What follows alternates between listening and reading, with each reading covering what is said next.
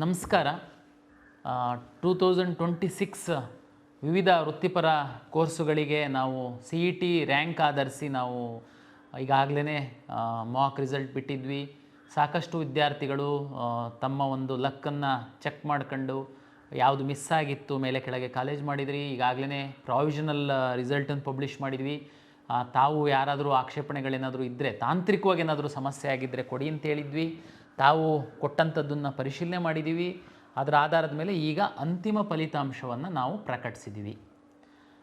ಇನ್ನು medical, dental, AYUSH counselling ನಾವು ಶುರು ಮಾಡಿಲ್ಲ. ಅಂದರೆ ಪ್ರತಿ ವರ್ಷದಂತೆ ಕೌನ್ಸಿಲಿಂಗ್ ಜೊತೆ ಸೀಟನ್ನು ಹಾಕಿಲ್ಲ. ಕೆಲವು ಫಾರ್ಮಸಿ ಕೋರ್ಸ್ಗಳು ಸಹ ನಾವು ಸೀಟ್ ಮ್ಯಾಟ್ರಿಕ್ಸ್ ಬರಲಿಲ್ಲ, ಹಂಗಾಗಿ B ಮತ್ತು D ಹಾಕಲಿಲ್ಲ. ವಿದ್ಯಾರ್ಥಿಗಳು 2-3 ಕೆಟಗರಿಯ ವಿದ್ಯಾರ್ಥಿಗಳು ಈಗ ನಮ್ಮ ಕೌನ್ಸಿಲಿಂಗಲ್ಲಿ ತಾವು ಭಾಗವಹಿಸಿದ್ದೀರಾ. ಕೆಲವರು ಮೆಡಿಕಲ್ಲು, ಡೆಂಟಲ್ಲು, ಆಯುಷು ನೋಡಿ ನಂತರ ನಾವು ಏನು ಮಾಡಬೇಕು ಅಂತ ತೀರ್ಮಾನ ಮಾಡೋರಿದ್ದೀರಾ. ಕೆಲವು ವಿದ್ಯಾರ್ಥಿಗಳು ಕೇವಲ ನಂದು ಇಂಜಿನಿಯರಿಂಗ್ದಿತ್ತು, ವೆಟರ್ನರಿದಿತ್ತು, ಅಗ್ರಿಕಲ್ಚರ್ದಿತ್ತು, ನನಗೆ ಮೆಡಿಕಲ್ಲಿಗೆ ಡೆಂಟಲ್ಲಿಗೆ ಏನು ಸಂಬಂಧ ಇಲ್ಲ ಅನ್ನುವಂಥ ವಿದ್ಯಾರ್ಥಿಗಳು ನಮ್ಮ ಕೌನ್ಸಿಲಿಂಗಲ್ಲಿ ಇದ್ದೀರಾ. ಬಹುತೇಕ ನಮ್ಮಲ್ಲಿ 1,000 ಕೋರ್ ಬ್ರಾಂಚಿಂದು ಇಂಜಿನಿಯರಿಂಗ್ ಸೀಟ್ಗಳು ಮೇ ಬಿ ಆಪ್ಷನ್ ಎಂಟ್ರಿ ತಾವು ಯಾರೂ ಮಾಡಿಲ್ಲ ಅನ್ನೋ ಕಾರಣಕ್ಕೆ ಅಲಾಟ್ ಆಗಿಲ್ಲ. ಉಳಿದಂತೆ ಬಹುತೇಕ ಸೀಟ್ಗಳು ಅಲಾಟ್ ಆಗಿದೆ. ನಾವೇನು ಆಫರ್ ಮಾಡಿದ್ವಿ ಅಷ್ಟು ಅಲಾಟ್ ಆಗಿದೆ. ಈಗೇನಪ್ಪ ಮಾಡಬೇಕು? ನಾನು 10 ದಿವಸ ನಿಮಗೆ ಸಮಯ ಕೊಡ್ತಾಯಿದ್ದೀನಿ. 10 ದಿವಸ 24 ಜುಲೈ 2026 5:15 ತನಕ ನಾನೀಗ ಫೈನಲ್ ರಿಸಲ್ಟನ್ನು ಪಬ್ಲಿಷ್ ಮಾಡಿ ನಿಮಗೆ ಸಮಯ ಕೊಡ್ತಾಯಿದ್ದೀನಿ. ಯಾರೆಲ್ಲ ನಮ್ಮ ಕೌನ್ಸಿಲಿಂಗಲ್ಲಿ ಭಾಗವಹಿಸಿದ್ದೀರಾ, ಕೆಲವರಿಗೆ ಸೀಟು ಸಿಕ್ಕಿರುವಂಥವ್ರು ಏನಿದ್ದೀರಾ, ತಮಗೆ ನಾನು ಹೇಳ್ತೀನಿ ಏನು ಮಾಡಬೇಕು ನೀವು ಫಲಿತಾಂಶದ ನಂತರ. ಇದು ಮೊದಲ ಸುತ್ತಿನ ಫಲಿತಾಂಶ ಇದೆ. ಜೊತೆಗೆ ಈ ಹಿಂದೆ ಏನಾಗ್ತಾಯಿತ್ತು, ನಮಗೆ 2ನೇ ರೌಂಡಲ್ಲಿ ವಿಶೇಷ ಕೋಟದಲ್ಲಿ ರಿಸರ್ವ್ ಆಗಿರುವಂತಹ ಸೀಟ್ಗಳನ್ನ ನಾವು ಕನ್ವರ್ಟ್ ಮಾಡ್ತಿದ್ವಿ. ಈ ಬಾರಿ ನಾವು ಸರ್ಕಾರದಲ್ಲಿ ಆರಂಭದಿಂದನೂ ಇದು ಚರ್ಚೆ ಮಾಡಿ ಮೊದಲ ಸುತ್ತಿನಲ್ಲೇ ನಾವು ಕನ್ವರ್ಟ್ ಮಾಡಿದ್ವಿ. ಸ್ಪೋರ್ಟ್ಸಿಗೆ ಸಂಬಂಧಪಟ್ಟಂಥದ್ದು ರಿವೈಸ್ಡ್ ಲಿಸ್ಟ್ ಆಗಿದ್ದಕ್ಕೋಸ್ಕರ ನಾವು ಸ್ಪೋರ್ಟ್ಸನ್ನು ಮಾತ್ರ ತೆಗೆದಿಟ್ಟಿದ್ದೀವಿ. ಉಳಿದಂತಹ ಎಲ್ಲ ಕೆಟಗರಿಯ ಎಲ್ಲ ವಿಶೇಷ ಕೆಟಗರಿ ಸೀಟ್ಗಳನ್ನ ಉಳಿದ್ರೆ ಫಸ್ಟು ಅಲಾಟ್ ಮಾಡುವಾಗ ಮ್ಯಾಕ್ಸಿಮಮ್ಮು ಏನು ವಿಶೇಷ ಕೆಟಗರಿ ವಿದ್ಯಾರ್ಥಿಗಳಿದ್ದಾರೆ ಅವ್ರುಗಳಿಗೆ ಹಂಚಿಕೆ ಮಾಡಲಾಗುತ್ತೆ. ಮಾಡಿ ಸಹ ಇನ್ನೂ ಏನಾದರೂ ಸೀಟ್ ಉಳಿತು ಅಂತಂದರೆ ಅದನ್ನು ನಾವು ಕನ್ವರ್ಟ್ ಮಾಡಿ ಅಲಾಟ್ ಮಾಡಿದ್ವಿ. ಓಕೆ, ಇದು ನಮ್ಮ ಒಂದು ಫಲಿತಾಂಶ ಪ್ರಕಟ ಆಗಿರೋ ಹಿನ್ನೆಲೆ ನಾನು ನಿಮಗೆ ಹೇಳಿದ್ದೀನಿ. ಈಗ ನಾನು ಹೇಳ್ತೀನಿ ಸೀಟು ಸಿಕ್ಕಿರುವಂತಹ ವಿದ್ಯಾರ್ಥಿಗಳು ಏನಪ್ಪ ಮಾಡಬೇಕು ನೋಡಿ. ನಾಳೆಯಿಂದ ನಿಮಗೆ ಫಲಿತಾಂಶ ಆದಮೇಲೆ 4 ಚಾಯ್ಸ್ಗಳು ನಿಮ್ಮ ಲಾಗಿನ್ನಲ್ಲಿ ಹೋದರೆ 4 ಚಾಯ್ಸ್ಗಳು ಡಿಸ್ಪ್ಲೇ ಆಗುತ್ತೆ. Choice 1, choice 2, choice 3, choice 4. Choice 1 ಏನಪ್ಪ? ಚಾಯ್ಸ್ 1 ಅಂದರೆ ನಾವು ಬ್ರೋಷರಲ್ಲಿ ಡಿಟೇಲಾಗಿ ನಾನು ಬರೆದಿದ್ದೀನಿ, ತಾವು ಓದಿರ್ತೀರ. ಯಾರು ಓದಿಲ್ಲ, ವಿಡಿಯೋ ನೋಡ್ತಾ ಇದ್ದೀರಾ, ತಮಗೆ ಅನುಕೂಲ ಆಗಲಿ ಅಂತ ನಾನು ಇನ್ನೊಂದು ಸರಿ ಹೇಳ್ತೀನಿ. ಈ ಕೌನ್ಸಿಲಿಂಗಲ್ಲಿ ತಾವು ಯಾವುದೋ ಒಂದು ಕಾಲೇಜನ್ನು ಆಪ್ಷನ್ ಫಸ್ಟ್ ಎಂಟ್ರಿ ಮಾಡಿದ್ರಿ. ಅಂದರೆ ನೀವು ಮೆಡಿಕಲ್ ಆಸ್ಪಿರೆಂಟ್ ಅಲ್ಲ, ಇಂಜಿನಿಯರಿಂಗ್ ಆಸ್ಪಿರೆಂಟ್ ಇದ್ದೀರಾ. ಯಾವುದೋ ಟಾಪ್ ಕಾಲೇಜಲ್ಲಿ ಟಾಪ್ ಬ್ರ್ಯಾಂಚ್ದು ನಿಮ್ಮ ಆಯ್ಕೆ ಇತ್ತು, ತಾವು ಚಾಯ್ಸ್ ಆಪ್ಷನ್ ಫಸ್ಟ್ ಎಂಟ್ರಿ ಮಾಡಿದ್ರಿ, ತಮ್ಗೆ ಅದೇ ಸೀಟ್ ಸಿಕ್ಕಿದೆ. ನಿಮ್ಮದು 2ನೇ ವಿಚಾರನೇ ಇಲ್ಲ. ದಯಮಾಡಿ ತಾವು ಚಾಯ್ಸ್ 1 ಹಾಕಿ ಚಲನ್ ಡೌನ್ಲೋಡ್ ಮಾಡ್ಕೊಳ್ಳಿ, ಅಥವಾ ಆನ್ಲೈನು ಸೌಲಭ್ಯಗಳು ಏನಾದರೂ ಇದ್ದರೆ ತಮ್ಮ ಅಕೌಂಟಲ್ಲಿ ಆನ್ಲೈನ್ ಮೂಲಕ ಹಣ ಟ್ರಾನ್ಸ್ಫರ್ ಮಾಡಿ. ನಂತರ ಸೀಟ್ ಕನ್ಫರ್ಮೇಷನ್ ಸ್ಲಿಪ್ ಅಂತ ಡೌನ್ಲೋಡ್ ಆಗುತ್ತೆ, ಅದು ಡೌನ್ಲೋಡ್ ಮಾಡ್ಕೊಳ್ಳಿ. ಅದರಲ್ಲಿ ಏನೇನು ಡಾಕ್ಯುಮೆಂಟನ್ನು ಕಾಲೇಜಿಗೆ ತಗೊಂಡು ಹೋಗಬೇಕು ಅಂತೇಳಿರುತ್ತೆ, ಅದನ್ನು ತಗೊಂಡು ಕಾಲೇಜಿಗೆ ಹೋಗಿ ಅಡ್ಮಿಷನ್ ಆಗಿ. ಕಾಲೇಜಲ್ಲಿ ಅಡ್ಮಿಷನ್ ಆಗಕ್ಕೆ ಹೋದಾಗ ನೀವು ಅಪ್ಲಿಕೇಶನ್ ಹಾಕುವಂಥ ಸಂದರ್ಭದಲ್ಲಿ ಇದ್ದಂಥ ಫೋಟೋ, ಪರೀಕ್ಷೆ ಬರೆದಂಥದ್ದು ಫೋಟೋ ಆಧಾರದ ಮೇಲೆ ನಿಮ್ಮದು ಕಾಲೇಜಲ್ಲಿ ಪ್ರಿನ್ಸಿಪಾಲ್ ಮುಂದ್ಗಡೆ ಲಾಗಿನ್ ಓಪನ್ ಆಗುತ್ತೆ. ಅಲ್ಲಿ ನಿಮಗೆ ಅಡ್ಮಿಷನ್ ಆರ್ಡ್ರು ಜನ್ರೇಟ್ ಆಗುತ್ತೆ. ಅಡ್ಮಿಷನ್ ಆರ್ಡ್ರು 2 ಕಾಪಿ ನಿಮಗೊಂದು ಕೊಡ್ತಾರೆ, ಕಾಲೇಜಲ್ಲಿ ಒಂದು ಇಟ್ಕೊಳ್ತಾರೆ. ನೀವೆಲ್ಲ ದಾಖಲೆಗಳನ್ನ ಅಲ್ಲಿ ಕೊಡ್ತೀರಾ, ಅಡ್ಮಿಷನ್ ಆಗ್ತೀರಾ. ಇನ್ನೊಂದು ಸರಿ ಹೇಳ್ತಾ ಇದ್ದೀನಿ, ನೀವು ಕೌನ್ಸಿಲಿಂಗ್ ಆಪ್ಷನ್ ಎಂಟ್ರಿ ಸಂದರ್ಭದಲ್ಲಿ ಆಪ್ಷನ್ 1 ಹಾಕಿದ್ದೀರಾ, ಅದೇ ನಿಮ್ಮ ಗುರಿ ಇತ್ತು, ನಿಮ್ಮ ಉದ್ದೇಶ ಇತ್ತು, ನಿಮ್ಮ 2ನೇ ವಿಚಾರ ಇರಲಿಲ್ಲ, ಆ ಕಾಲೇಜಿಗೆ ಹೋಗ್ಬೇಕಷ್ಟೇ. ಹೋಗಿ ಚಾಯ್ಸ್ 1 ಹಾಕಿ ದುಡ್ಡು ಕಟ್ಟಿ ಸೀಟ್ ಕನ್ಫರ್ಮೇಷನ್ ಸ್ಲಿಪ್ ತಗೊಳ್ಳಿ, 24ನೇ ತಾರೀಕು ಒಳಗಡೆ ಕಾಲೇಜಿಗೆ ಹೋಗಿ ಅಡ್ಮಿಷನ್ ಆರ್ಡರ್ ಅಲ್ಲಿ ಡೌನ್ಲೋಡ್ ಮಾಡ್ಕೊಳ್ಳಿ. ನಿಮ್ಮ ಫೋಟೋ ಮುಖ ತೋರಿಸಿದ್ರೆ ಎಕ್ಸಾಮ್ ಬರೆದಿರೋದು ಮತ್ತು ನೀವು ಅರ್ಜಿ ಹಾಕಿರೋ ಎರಡೂ ಫೋಟೋ ಮೇಲೆ ಮ್ಯಾಚ್ ಮಾಡಿ ಅಲ್ಲಿ ಅಡ್ಮಿಷನ್ ಆರ್ಡ್ರು ಡೌನ್ಲೋಡ್ ಆಗುತ್ತೆ. ನಿಮ್ಮ PUC ಮಾರ್ಕ್ಸ್ ಏನಿರುತ್ತೆ ಅಲ್ಲಿ ಎಂಟ್ರಿ ಮಾಡ್ತಾರೆ. ನೀವು ನಮ್ಮಲ್ಲಿ ಇರೋ ಮಾರ್ಕ್ಸು ಅದು ಟ್ಯಾಲಿ ಆಗಿರೋದು ನೋಡಿ ನಿಮಗೆ ಅಡ್ಮಿಷನ್ ಕೊಡ್ತಾರೆ. ನೀವು ದುಡ್ಡನ್ನು ನಮಗೆ ಕಟ್ಟಿರ್ತೀರ, ಕಾಲೇಜಲ್ಲಿ ಏನೂ ಕಟ್ಟೋದಿರಲ್ಲ. ಇಂಜಿನಿಯರಿಂಗ್ ಆಯಿತು ಅಂತಂದರೆ ನೀವು ಸ್ಕಿಲ್ ಲ್ಯಾಬ್ ಫೀಸ್ ಅಂತ ಕೆಲವು ಕಾಲೇಜದು VTU ವೆಬ್ಸೈಟಲ್ಲಿ ಯಾವ್ಯಾವ ಕಾಲೇಜಲ್ಲಿ ಎಷ್ಟೆಷ್ಟು ಸ್ಕಿಲ್ ಲ್ಯಾಬ್ ಫೀಸನ್ನು ಮಾತ್ರ ತಗೊಳ್ಬೇಕು ಅಂತನ್ನುವಂಥದ್ದಿದೆ. ಅದನ್ನು ತಾವು ನೋಡ್ಕೊಳ್ಳಿ, ಅಷ್ಟು ಮಾತ್ರ ಅಲ್ಲಿ ಕಟ್ಟೋದಿರುತ್ತೆ. ಹಾಸ್ಟೆಲ್ಲು ಅದೆಲ್ಲ ಆಪ್ಷನಲ್ ಇರುತ್ತೆ, ಅದು ನಿಮಗೆ ಬಿಟ್ಟಂಥದ್ದು. ಕಾಲೇಜು ನಿಮಗೆ ಪ್ರಾಚಾರ್ಯರು ಪ್ರಾಂಶುಪಾಲರೇನಿದ್ದಾರೆ ಅವ್ರು ನಿಮಗೆ ಕ್ಲಿಯರಾಗಿ ಎಕ್ಸ್ಪ್ಲೈನ್ ಮಾಡ್ತಾರೆ. ಇದು ಇಂಜಿನಿಯರಿಂಗಿಗೆ. ಅದೇ ರೀತಿ ಯಾವುದೋ ಒಬ್ಬ ವಿದ್ಯಾರ್ಥಿ ವೆಟರ್ನರಿ ಫಸ್ಟ್ ಆಪ್ಷನ್ ಎಂಟ್ರಿ ಮಾಡಿದ್ದಾನೆ, ವೆಟರ್ನರಿ ಸಿಗುತ್ತೆ, ಚಾಯ್ಸ್ 1 ಹಾಕಿ ದುಡ್ಡು ಕಟ್ಟಿ ಕಾಲೇಜಿಗೆ ಹೋಗಿ. ಅದೇ ರೀತಿ ಎಲ್ಲ ಕೋರ್ಸ್ಗಳಿಗೆ ಆಗುತ್ತೆ. ಕೋರ್ಸ್ ಫೀಸ್ ಏನು ನಿಗದಿ ಆಗಿರುತ್ತೆ ಅದನ್ನು ಮಾತ್ರ ನೀವು ನಮಗೇ ಕಟ್ಟಿರ್ತೀರ. ಕೋರ್ಸ್ ಫೀಸನ್ನು ಮತ್ತೆ ಕಾಲೇಜಲ್ಲಿ ನಿಮಗೆ ತಗೊಳಲ್ಲ. ನೀವು ಅಲ್ಲಿ ಹೋದರೆ ನಿಮ್ಮ ಫೋಟೋ ಆಧರಿಸಿ ಅಡ್ಮಿಷನ್ ಆರ್ಡ್ರು ಡೌನ್ಲೋಡ್ ಮಾಡಿ ನಿಮ್ಮ ಮೂಲ ದಾಖಲೆಗಳನ್ನ ಅವರು ತೆಗೆದುಕೊಂಡು ನಿಮಗೆ ಅಡ್ಮಿಷನ್ ಕೊಡ್ತಾರೆ. ಕೆಲವು ವಿದ್ಯಾರ್ಥಿಗಳು ಮೆಡಿಕಲ್ ಆಸ್ಪಿರೆಂಟ್ ಇದ್ದೀರಾ, ಈಗ ಮೆಡಿಕಲ್ಸ್ ಮುಂದೊಂದಿನ ರ್ಯಾಂಕ್ ಚೆನ್ನಾಗಿ ಬರದೆ ನನಗೆ ಮೆಡಿಕಲ್ ಸೀಟ್ ಸಿಕ್ಕಿಲ್ಲ ಅಂತಂದರೆ ನಾನು ವೆಟರ್ನರಿಗೋ ಅಗ್ರಿಕಲ್ಚರಿಗೋ ಇಂಜಿನಿಯರಿಂಗೋ ಹೋಗಬೇಕು ಅಂತ ನಿಮ್ಮ ತಲೆ ಒಳಗಡೆ ಇದೆ. ನಿಮಗೆ ಈಗ ಯಾವುದೋ ಒಂದು ಸಿಕ್ಕಿದೆ, ಅದು ಆಪ್ಷನ್ ಒಂದೇ ಹಾಕಿದ್ದೇನೆ ಸಿಕ್ಕಿರ್ಬೋದು ನಿಮಗೆ. ಆದರೆ ನಿಮ್ಮದು ಪ್ರಿಯಾರಿಟಿ ಇಂಜಿನಿಯರಿಂಗ್ ಅಲ್ಲ, ವೆಟರ್ನರಿ ಅಲ್ಲ, ನಿಮ್ಮ ಪ್ರಿಯಾರಿಟಿ ಬಂದು ಮೆಡಿಕಲ್ ಇದೆ. ದಯಮಾಡಿ ನಿಮಗೆ ಹೇಳುವಂಥದ್ದು, ನೀವು ಚಾಯ್ಸ್ 1 ಹಾಕಬೇಡಿ, ನೀವು ಚಾಯ್ಸ್ 2 ಹಾಕಿ. ಚಾಯ್ಸ್ 2 ಅಂತಂದ್ರೇನು? ನಾನು ಅವಾಗ ಹೇಳಿದೆ, ಚಾಯ್ಸ್ 1 ಅಂದರೆ ನನಗೆ ಸಿಕ್ಕಿರುವಂತಹ ಸೀಟು 100% ಇಷ್ಟ ಇದೆ, ನಾನು ಮುಂದಿನ ಯಾವುದೇ ಕೌನ್ಸಿಲಿಂಗ್ ರೌಂಡ್ಗಳಲ್ಲಿ ಯಾವುದೇ ಮೆಡಿಕಲ್ ಡೆಂಟಲ್ ಕೌನ್ಸಿಲಿಂಗಲ್ಲಿ ನಾನು ಭಾಗವಹಿಸುವಂಥದ್ದಕ್ಕೆ ಇಚ್ಛೆ ಪಡಲ್ಲ, ನಾನು ಚಾಯ್ಸ್ 1 ಹಾಕ್ತಾಯಿದ್ದೀನಿ, ನಾನು ಕಾಲೇಜಿಗೆ ಹೋಗಿ ಅಡ್ಮಿಷನ್ ಹಾಕ್ತೀನಿ ಎನ್ನುವಂಥವ್ರಿಗಿರುವಂಥದ್ದು ಚಾಯ್ಸ್ 1. ಚಾಯ್ಸ್ 2 ಅಂತಂದರೆ ಈಗ ಸಿಕ್ಕಿರುವಂತಹ ಸೀಟನ್ನು ನಾನು ಹೋಲ್ಡ್ ಮಾಡ್ತೀನಿ, ಈ ಸೀಟು ನನಗೆ ಬೇಕು, ಆದರೆ ಮುಂದಿನ ರೌಂಡಿಗೆ ನಾನು ಭಾಗವಹಿಸ್ತೀನಿ, ಅಲ್ಲಿ ಇದಕ್ಕಿಂತ ಉತ್ತಮವಾಗಿರುವಂತಹ ಸೀಟು ನನಗೆ ಸಿಕ್ಕುವಂತಹ ಸಾಧ್ಯತೆ ಇರ್ಬೋದು, ಇಲ್ಲ ಸಿಗಬಹುದು, ನಾನು ವೆಯ್ಟ್ ಮಾಡ್ತೀನಿ. ನೀವು ಚಾಯ್ಸ್ 2 ಹಾಕಬೇಕು. ಯಾರು? ಉದಾಹರಣೆಗೆ ನಾನು ಅವಾಗ ಹೇಳಿದೆ, ನೀವು ಆಪ್ಷನ್ 1 ಹಾಕಿರೋರಿಗೇ ನಿಮಗೆ, ನೀವು ಅಂದರೆ ಮೆರಿಟೋರಿಯಸ್ ಇದ್ದೀರಾ, ಈಗ ವೆಟರ್ನರಿ ಬೆಂಗಳೂರು ಕಾಲೇಜ್ ಹಾಕಿದ್ದೀರಾ, ಆಪ್ಷನ್ 1 ಸಿಕ್ಕಿದೆ ನಿಮಗೆ, ಆದರೂ ಹೋಲ್ಡ್ ಮಾಡ್ಬೋದಾ? ಹೌದು, ಹೋಲ್ಡ್ ಮಾಡ್ಬೋದು. ಚಾಯ್ಸ್ 2 ಹಾಕಿ. ಯಾಕೆ ಅಂತಂದರೆ ನಿಮ್ಮದು ಉದ್ದೇಶ ಮೆಡಿಕಲ್ ಇದ್ದರೆ, ಡೆಂಟಲ್ ಇದ್ದರೆ, ಆಯುಷ್ ಇದ್ದರೆ ಹೋಲ್ಡ್ ಮಾಡ್ತೀರಾ.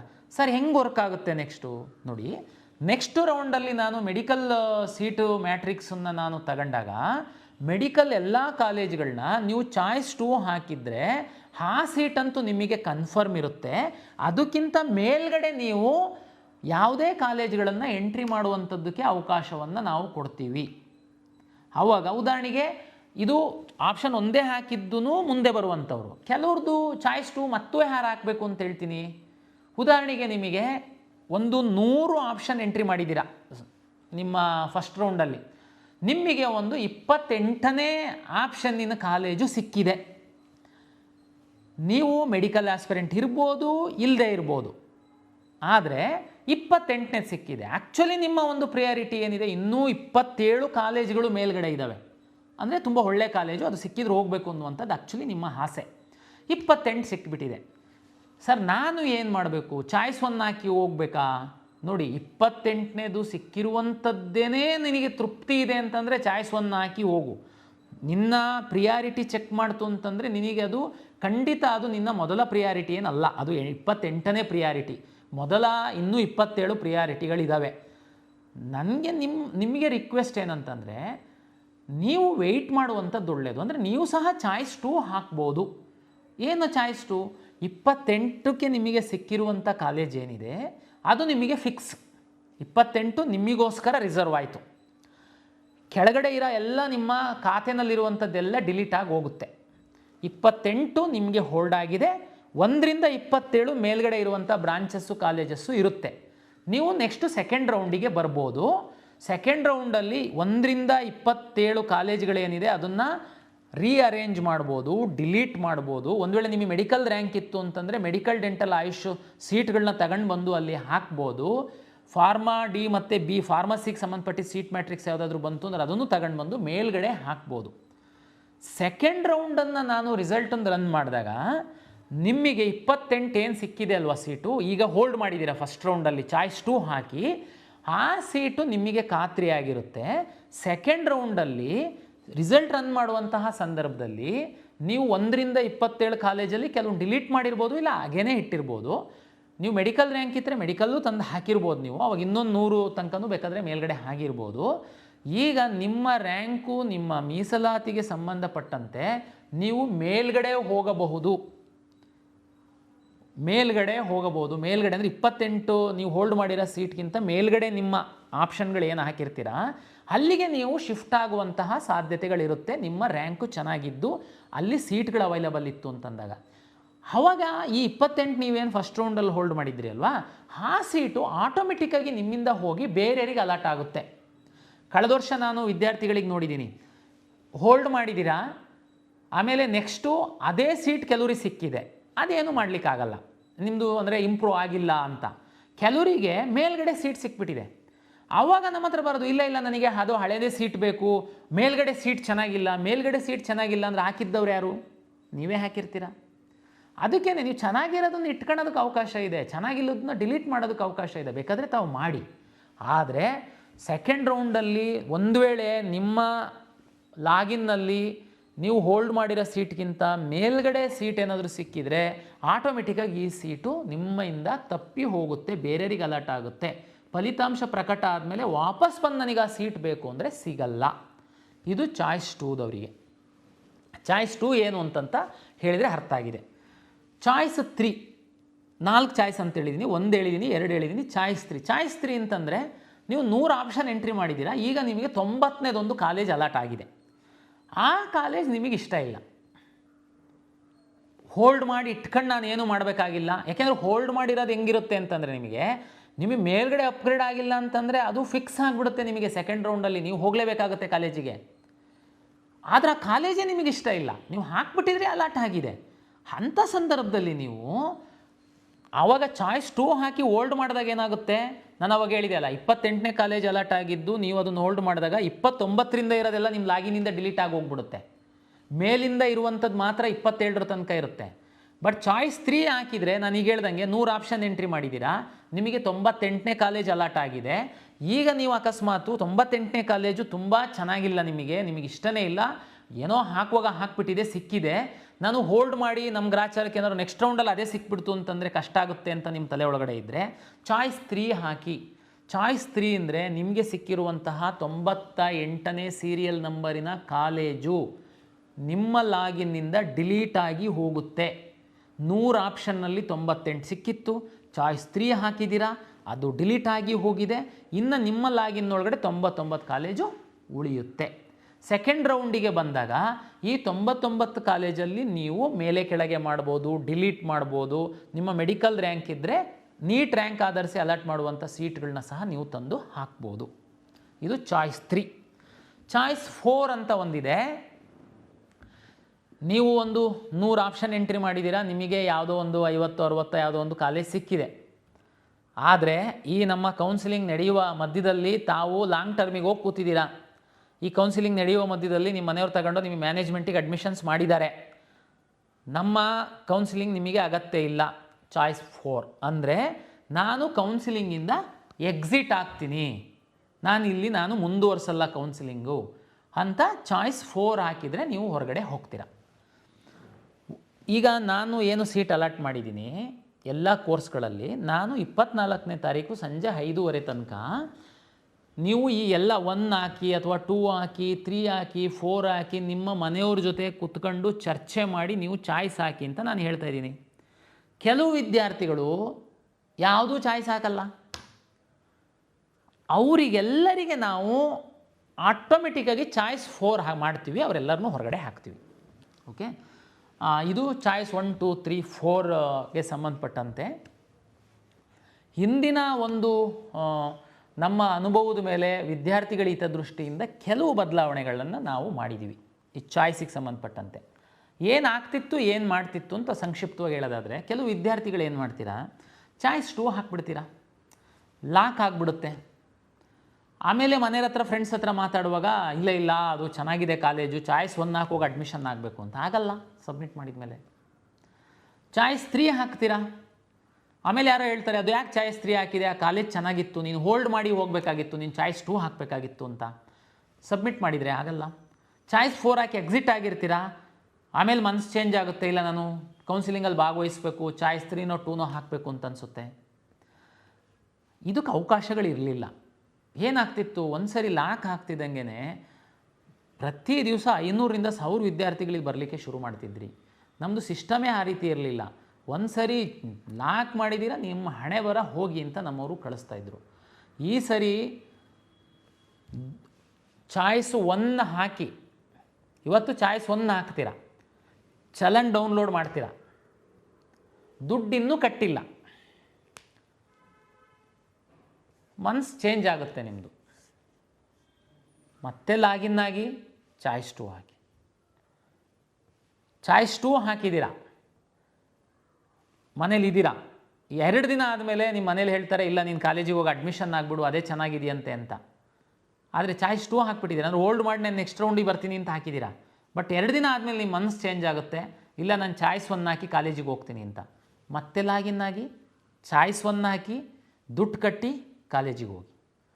ಚಾಯ್ಸ್ 4 ಹಾಕಿ ಹೊರಗಡೆ ಹೋಗ್ತೀರಾ, ಇಲ್ಲ ಕೌನ್ಸಿಲಿಂಗಲ್ಲಿ ಮುಂದುವರಿಬೇಕು ಅಂತ ಇಷ್ಟಪಡ್ತೀರಾ. 2 ದಿನ ಆದಮೇಲೆ 3 ದಿನ ಆದಮೇಲೆ ಮತ್ತೆ ಲಾಗಿನ್ ಆಗಿ ಯಾವುದು ಚಾಯ್ಸು 3 ಹಾಕ್ತೀರಾ 2 ಹಾಕ್ತೀರಾ ಮಾಡ್ಕೊಳ್ಳಿ. ಚಾಯ್ಸ್ 3 ಹಾಕಿರ್ತೀರಾ, ಮನಸ್ಸು ಚೇಂಜ್ ಆಗುತ್ತೆ, ಬನ್ನಿ. ಹಾಗಾಗಿ ಇದು ನಿಮಗೆ ಫ್ರೀ ಬಿಟ್ಟಿದ್ದೀವಿ. ನಿಮ್ಮ ಲಾಗಿನ್ನಲ್ಲಿ ಮುಖ ತೋರಿಸಿ ಲಾಗಿನ್ ಆಗ್ತೀರಾ, ನೀವು ಚಾಯ್ಸನ್ನು ಆ ಕಡೆ ಈ ಕಡೆ ಮಾಡ್ಬೋದು. ಇದರಲ್ಲಿ ಒಂದು ಕಂಡೀಷನ್ ಏನಂದರೆ, ನಮ್ಮ ಕೊನೆ ದಿನ ಏನಿದೆ 24ನೇ ತಾರೀಕು 5:15, ಅದರೊಳಗಡೆ ನೀವೇನಾದರೂ ಮನಸ್ಸು ಚೇಂಜ್ ಆದರೆ 24ನೇ ತಾರೀಕು ನಮ್ಮದು ಫಸ್ಟ್ ರೌಂಡಿಂದ ಅಡ್ಮಿಷನ್ನು ಲಾಸ್ಟ್ ಆದಮೇಲೆ ನಿಮ್ಮ ಮನಸ್ಸು ಚೇಂಜ್ ಆದರೆ ನಾವು ನಿಮಗೆ ಹೆಲ್ಪ್ ಮಾಡೋದಕ್ಕಾಗಲ್ಲ.